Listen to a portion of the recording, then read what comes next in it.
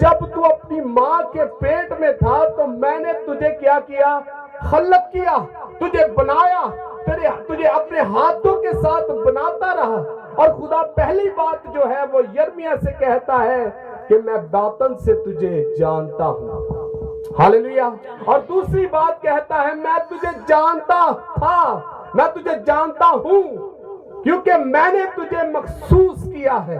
اور جو مخصوص کی ہوتی چیز ہے اسے سیپریٹ کر دیا جاتا ہے۔ مخصوص کا جو مطلب ہے وہ چنی ہوئی چیز، جیسے خدا کے خادم بیٹھے ہوئے ہیں، یہ چنے ہوئے ہیں، یہ کلیسیا کے اندر سے یہ 300-400 لوگوں سے ان کو الگ کیا گیا ہے، اور جو مخصوص ہو جاتے ہیں ان کی زندگی کے اندر پرانی انسانیت نہیں ہونی چاہیے۔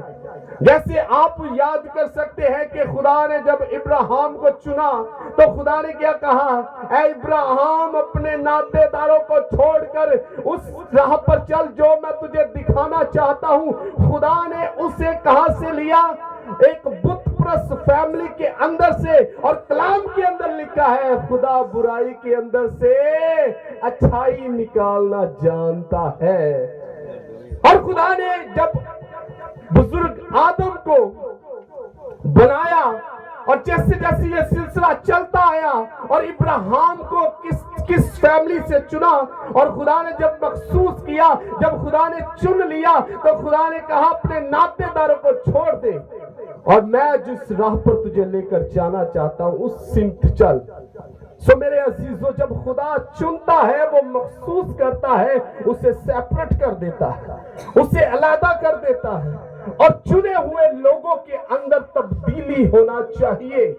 اور جو مخصوص ہو جاتے ہیں جس بات کے لیے، جس کام کے لیے، اسے سیپریٹ ہو جانا چاہیے، اور اسے خدا کی مرضی کو پورا کرنے کے لیے کوشش کرنی چاہیے، جستجو کرنی چاہیے کہ میں خدا کی مرضی کو آج سے پورا کرنے والا ہوں، چاہے میں اتنا پڑھا لکھا نہیں۔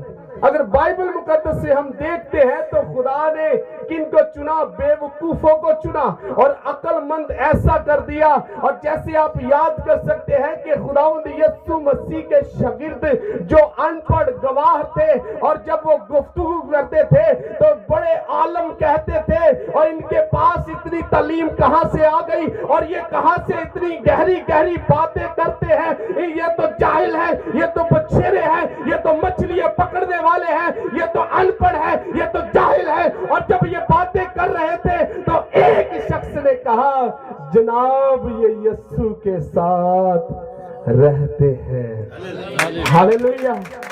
کہتے ہیں جناب یہ یسوع کے ساتھ رہتے ہیں، اور جو یسوع کے ساتھ رہنا شروع ہو جاتا ہے چاہے وہ ان پڑھ ہے، وہ پڑھے لکھوں کو بھی حیران کر دیتا ہے۔ ان کے پاس گہرے گہرے بیت آنا شروع ہو جاتے ہیں، اور جو مخصوص کیے جاتے ہیں ان کی زندگی میرے ساتھ رہیے، ان کی زندگی پہلے جیسی نہیں رہتی، ان کی زندگی چینج ہو جاتی ہے، ان کے حالات بدل جاتے ہیں۔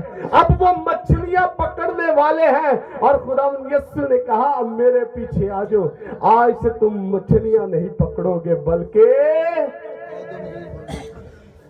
کنارو پھڑو گے، مددان آدم گیر۔ خدا کہتا ہے میں تجھے آدم گیر بنا دوں گا۔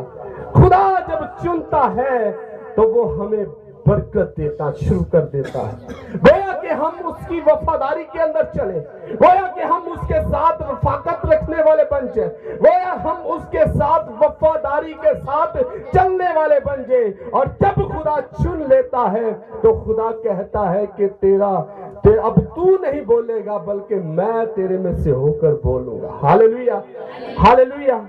اب پہلی بات یرمیہ سے خدا کیا کرتا ہے کہ میں نے تجھے کب سے چن لیا ہے؟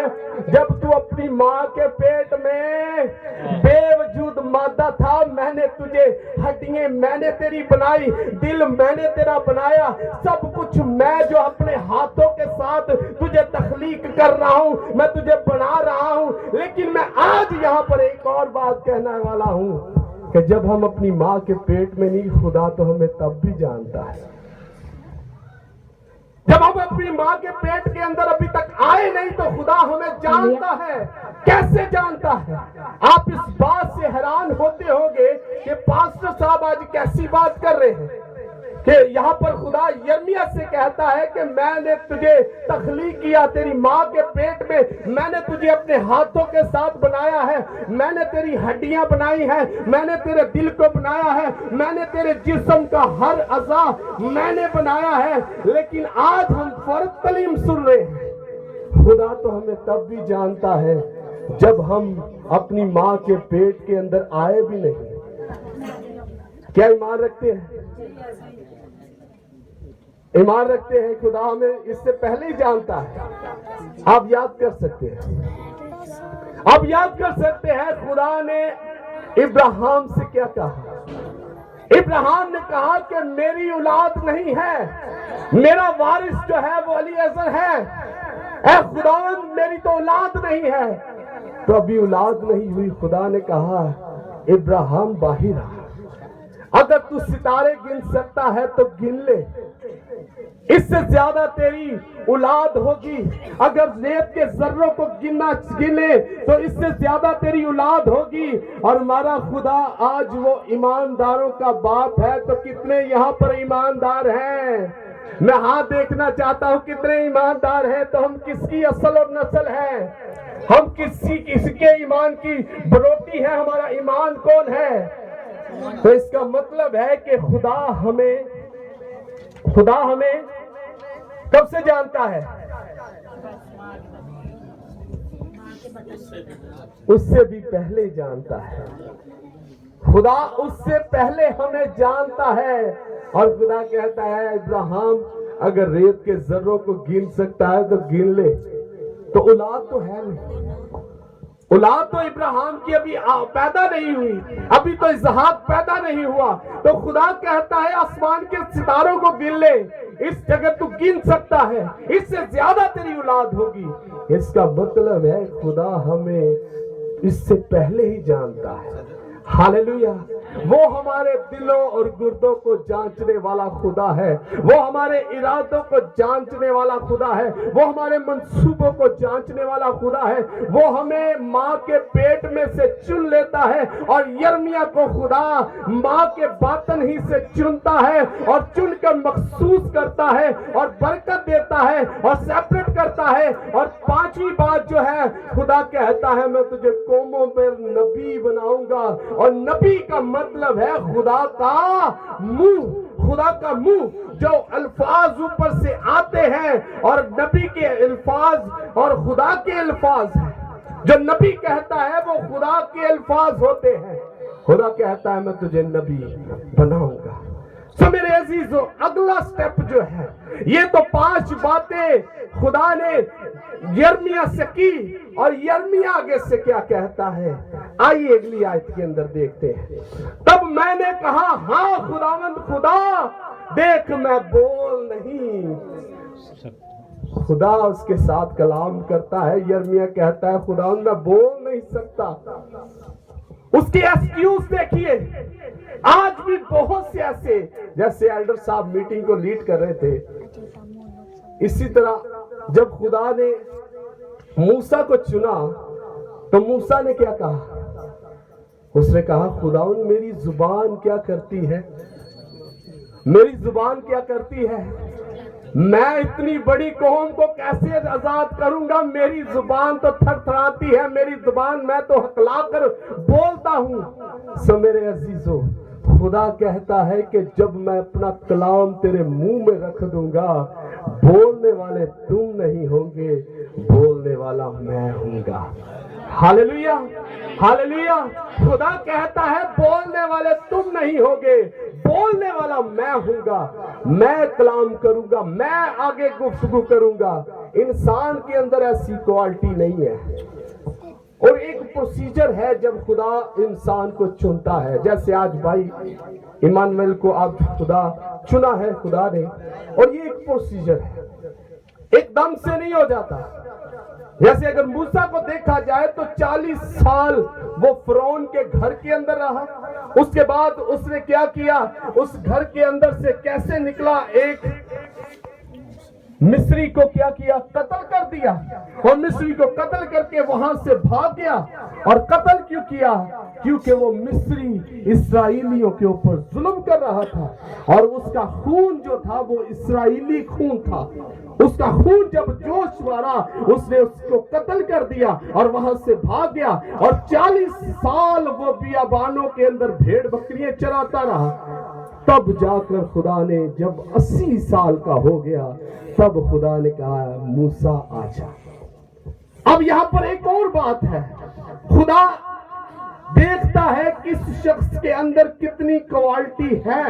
कौन सा शख्स मेरी कौम की रहबरी कर सकता है, कौन सा शख्स के अंदर तड़प है, कौन सा शख्स मेरी कौम की तड़प रखता है, जो मेरी भेड़ों को अच्छी अच्छी घास खिलाने वाला है, जो मेरी भेड़ों की फिक्र करने वाला है। और ये वही मूसा है, जब खुदा अपनी कौम से नाराज हो जाता है, और जब खुदा अपनी कौम से बेजार हो जाता है, और जब खुदा नाराज होकर कहता है मैं इस बुत परस्त कौम के साथ अब से नहीं रहूंगा, ऐ खुदावंद मैं आज से इस कौम को हलाक कर दूंगा, ऐ मूसा मैं इस कौम को खत्म कर दूंगा, क्योंकि इन्होंने फिर भी गुनाह किया है, मैंने इसे रिहा करवाया है, ये फिर भी गुलामी की हालत के अंदर आ जाते हैं। और ऐसा लीडर खुदा ने चुना और कहा कि ऐ खुदा इनको तूने कुछ नहीं कहना, अगर तू इनको कुछ कहेगा तो मेरा नाम भी किताबे हयात से मिटा दे।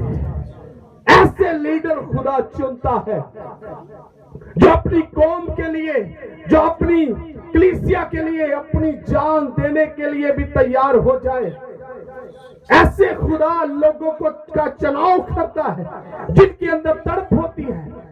आज बहुत सी ऐसी लीडरशिप है जो लालच के तौर पर भी काम कर रही है। आज बहुत सी ऐसी लीडरशिप है जो पैसे के तौर पर भी काम कर रही है। आज बहुत सी ऐसी लीडरशिप है जो अपनी शोषा के लिए भी काम कर रही है कि लोग मुझे कहे पादरी साहब, पादरी साहब, पादरी साहब। नहीं, खुदा ऐसे लीडर को चुनता है जो अपनी कौम का अपने अंदर दर्द रखता है। खुदा ऐसे लोगों का चुनता है जो अपनी कौम की तड़प अपने अंदर रखता है, ताकि मैं अपनी कौम के आगे खड़ा हो जाऊं और कहूं कि मेरी कौम को बाद में तू हलाक करेगा, पहले मुझे हलाक कर। ऐसे खुदा लीडरों को चुनता है और खुदा चुनकर उससे काम लेना शुरू कर देता है। आज से एक्सक्यूज छोड़ दीजिए कि मैं तो अनपढ़ हूं, मैं तो कुछ कर नहीं सकता, मुझे तो स्टेज पे बोलना नहीं आता, मुझे तो मीटिंग लीड करना नहीं आती, मुझे तो वर्शिप करनी नहीं आती, मुझे तो बजाना नहीं आता। खुदा ने कहा बोलने वाले तुम नहीं बल्कि मैं हूं। हालेलुया। खुदा हमसे कलाम करता है और खुदा ये नहीं देखता कि क्या इसकी पर्सनैलिटी है, क्या इसका ओहदा है, इसके पास पैसे हैं, इसके पास ये है। खुदा ने जब जदाऊन को चुना तो जदाऊन भी कहता है खुदा मैं तो गरीब हूं, मैं कैसे इतनी बड़ी कौम को रिहा करवाऊंगा, कैसे मैं जंग करूंगा। खुदा ने कहा कि ये जंग भी मेरी है और फतह भी मेरी है। खुदा जब चुनता है तो वो हमारी जिंदगी पहले जैसी नहीं रहने देता, बल्कि हमारी जिंदगी क्या होती है, बदल जाती है। अब याद कर सकते हैं, और जब एक लीडर अपनी बात पर कायम नहीं रहता, आखिरी बात करने वाला हूं, आखिरी बात मैं आपके साथ शेयर करने वाला हूं, बड़े गौर खोज से सुनेंगे। जब एक लीडर अपनी लीडरशिप पर कायम नहीं रहता तो खुदा और लीडर को खड़ा कर देता है। जब साउल अपनी मर्जी करना शुरू कर दी तो खुदा ने सैमुएल से कहा कि जा यस्सी के घराने के अंदर एक लड़के को चुन ले। और जैसे ही सैमुएल उस घर के अंदर जाता है तो यस्सी से कहता है कि आज खुदा ने मुझे तेरे घर भेजा है, मैं आज तेरे एक बेटे को मखसूस करने आया हूँ। मुख्तसर बात, उसने पहला अपना नौजवान बेटा आगे पेश किया। वो इतना नौजवान, इतना खूबसूरत, उसने कहा कि शायद यही होगा। यस्सी ने कहा शायद यही होगा, और सैमुएल ने भी कहा शायद यही होगा, और खुदा ने कहा नहीं, ऐसे नहीं मैंने चुना। फिर वो एक और बेटे को पेश करता है, वो कहता है खुदावंद ये है, वो कहता है नहीं मैंने इससे भी नहीं चुना, हम देखते हैं। खुदा कहता है मैं अपनी आंखों से देखता, तू अपनी आंखों से डिसाइड कर रहा है, लेकिन मैंने किसी और को चुना है। खुदा हमारे पैदा होने से पहले हमें चुन लेता है। हालेलुया। और फिर उसने एक और बेटे को पेश किया, फिर करते करते उसने अपने जो सबसे अच्छे बेटे थे, नौजवान बेटे थे, उन सबको पेश कर दिया। सैमुएल कहता है बस तेरे इतने ही बेटे हैं, और कहाँ है? वो कहता है एक और है, वो भेड़ बकरियां चरा रहा है। भेड़ बकरियां ਉਹਨੂੰ ਚਰਾਉਣ ਲਈ ਕਹਿੰਦੇ ਜਿੰਦੀ ਕੋਈ ਅਹਿਮੀਅਤ ਨਹੀਂ ਹੁੰਦੀ ਘਰ 'ਚ, ਜਿਹੜਾ ਜਾਨਵਰਾਂ ਦੇ ਨਾਲ ਹੀ ਜਾਨਵਰ ਬਣਿਆ ਹੋਵੇ, अहमियत कोई नहीं है। खुदा ने उससे चुना है। खुदा ज़ाहिरी सूरत को नहीं देखता, खुदा दिल पर नजर करता है। और दाऊद को भी खुदा ने क्यों चुना? खुदा ने इसलिए चुना कि दाऊद की अगर भेड़ कोई रीछ ले जाता था, दाऊद की कोई भेड़ अगर कोई शेर ले जाता था, तो दाऊद उसके मुंह में हाथ डालकर अपनी भेड़ को बचा लेता था। और उसकी यही वफादारी खुदा को पसंद आ गई, और खुदा ने कहा ये आने वाला बादशाह यही बनेगा। ऐसे लोगों को खुदा जो है वो ढूंढता है, ऐसे लीडरों को खुदा चुनता है। और कलाम के अंदर लिखा है तुमने नहीं बल्कि किसने चुना है? बल्कि खुदा कहता है मैंने चुन लिया है, तुमने नहीं चुना। सो मेरे अजीजों, जैसे ही दाऊद को लेकर आया, तो दाऊद जो भेड़ बकरियां चराने वाला है, दाऊद जो बियाबानों के अंदर फिरने वाला है, जब उससे लाया गया तो सैमुएल ने जैसे उसके सर पर तेल उंडेला, और जैसे वो तेल उंडेल रहा है और उसके सर से जो है वो बहता हुआ दाढ़ी के तक आया और दाढ़ी से पैरों तक जब गया, और जैसे ही सैमुएल उसके सर पर तेल उंडेल रहा था, और कलाम फरमाता है, बाइबल मुकद्दस के अंदर लिखा है कि रूह कुद्दस जोर से उसके ऊपर जाहिर हुआ। हालेलुया। क्योंकि जब भी किसी को बादशाह या मजहबी लीडर काहिन चुना जाता था, तो खुदा का रूह उसके साथ काम करता था। हालेलुया। सो मेरे अजीजों, आज से भाई अपनी जिंदगी खुदा को देने वाला है, बहन अपनी जिंदगी खुदा को देने वाली है। आज जो लीडर, जो एल्डर साहबान है, वो अपनी जिंदगी खुदा को देने वाले हैं। लेकिन मैं आज लम्हा फिक्रिया, ये कलाम मेरे लिए, आपके लिए है, आज से अपनी जिंदगी खुदा को दे दो। आज से कहे या खुदा, मैं अपनी नहीं बल्कि तेरी मर्जी के मुताबिक जिंदगी बसर करूं। जैसे साउल को जब वो अपनी मर्जी करने लगा, तो खुदा की तरफ से आई थी बुरी रूह। किधर से आई थी? इनका मतलब है कि बदरूआ भी खुदा दा हुक्म मानदी है। हालेलुया। बदरूआ खुदा ने कहता जा भी हुण इहनूं सता जा के। इसलिए खुदा यीशु मसीह से क्या कहा? खुदा यीशु मसीह ने अपने शागिर्दों से क्या कहा? ऐ पतरस, इब्लीस ने तुमको मुझसे मांग लिया। इसका मतलब है कि शैतान जो है वो खुदा की मर्जी के बगैर नहीं जाता, और जब कोई नाफरमान होता है तो यकीनन यकीनन यकीनन खुदा कहता है जा। अय्यूब के पास शैतान अपनी मर्जी में चला गया,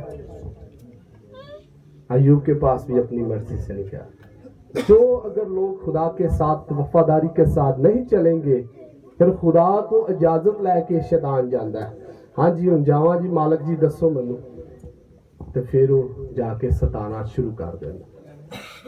अगर आज अपनी जिंदगी खुदा को दे रहे हैं, तो आज से हम यीशु के लहू से धुल चुके हैं। कितने ये जो यीशु के लहू से धुले हैं? यकीनन हम सब यीशु के लहू से धुल चुके हैं, और जो यीशु के लहू से धुल चुका है वो इस दुनिया में बेफायदा कोई नहीं है। कितने यहाँ पर जो बेफायदा यहाँ पर आए हुए हैं?